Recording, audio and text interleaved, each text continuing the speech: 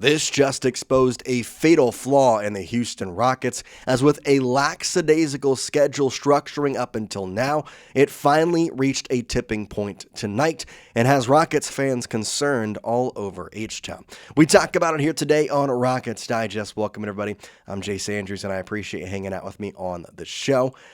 Man, okay, so the Rockets played their first back-to-back both last night and tonight, and let's just say last night went a lot better than this evening. And so let's get it going kind of right there with that statement about last night's game and this night's game. So tonight's game finished 133 to 125 as the Houston Rockets took a loss to the Utah Jazz. The Jazz, who is a team who is not expected to compete and in all reality will be a lottery pick once again.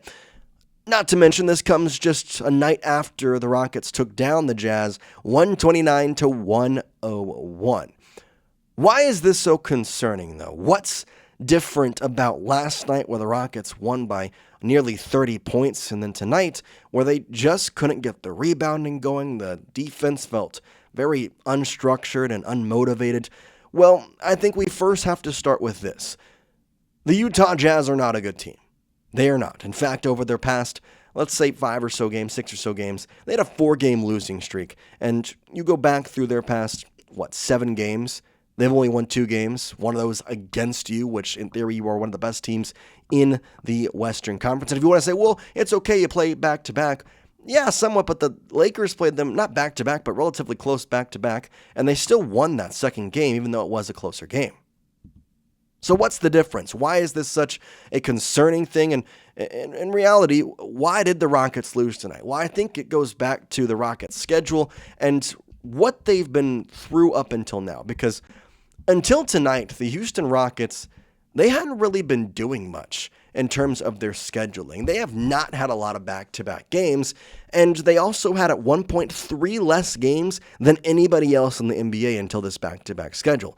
Well, that's where I see the fatal flaw end up coming, because not only do you have a couple back-to-backs coming up, both on the 5th and the 6th on this Friday and Saturday, you also have another one back on Saturday, December 20th and December 21st, but you're going to be playing a lot of games throughout this month to make up for what was, again, a very lackadaisical and loose November.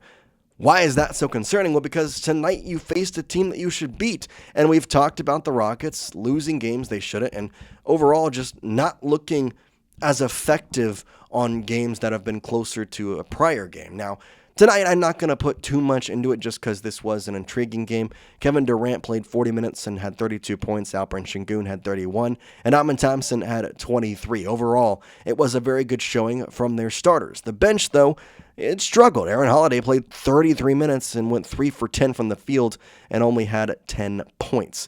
This just was overall not exactly a great scoring night from a multitude of different people.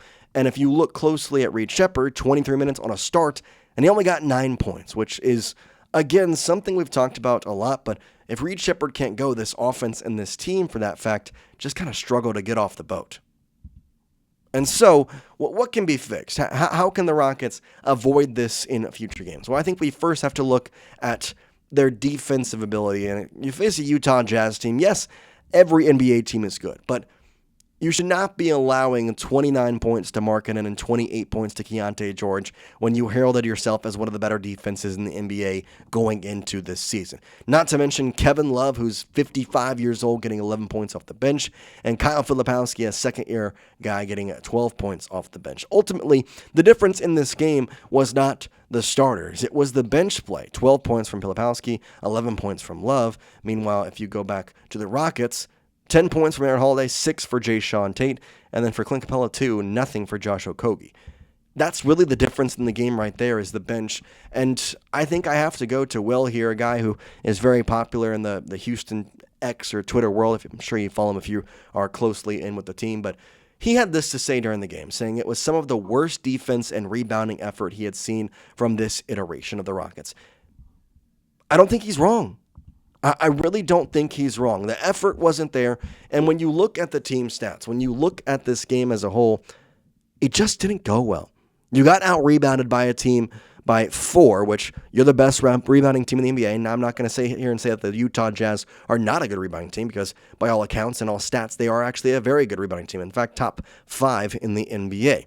But you are the better rebounding team. It was lackadaisical. You had way less of a three-point percentage. Shot 29, 10 for 34, compared to their 40%, 14 for 35. And that is a big difference in the game right as well.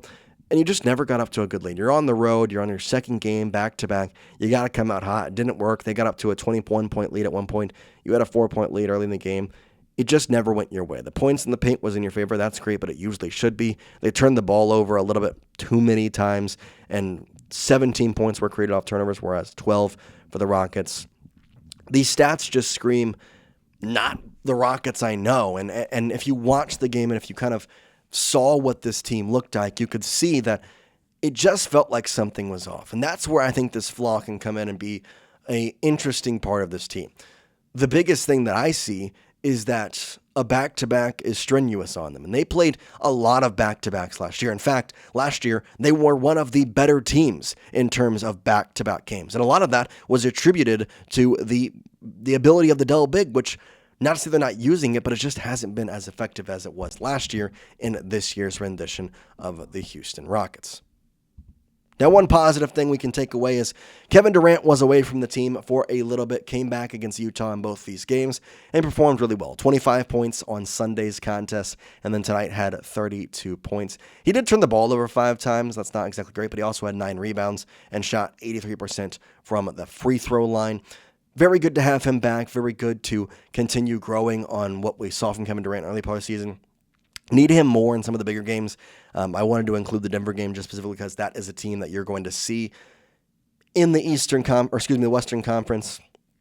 I would argue you'd probably see them in the playoffs at some point, and he scored only 13 points. Now, the game plan for Denver was to take him out, and they did that so, but you lost by 3 and he got 13. He gets a couple more points, as you would expect from Kevin Durant, and that changes the entire entity of this thing. But again, going back to this game, and really the flaw is, I don't want this to continue. I don't want the backs-to-backs to be hard, and I don't want them to look tired and not ready. And you look at the playoffs and how quickly those games come and go, and you just get a little concerned.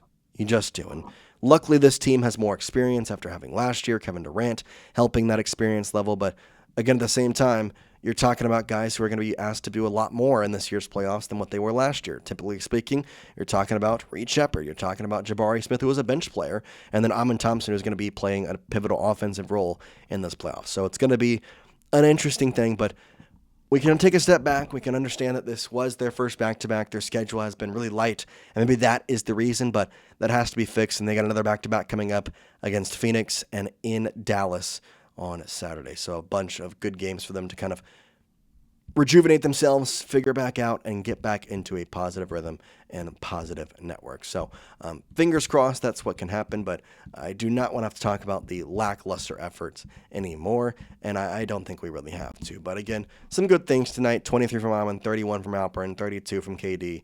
It really was just the bench points for the difference, and to some degree, you're waiting on Dorian Finney-Smith. You're waiting on the return of Tari Eason, and the injuries will heal themselves, and maybe that can help you in this aspect. But tonight, it really hurts you to not have some of those guys out on the court, especially in depth roles.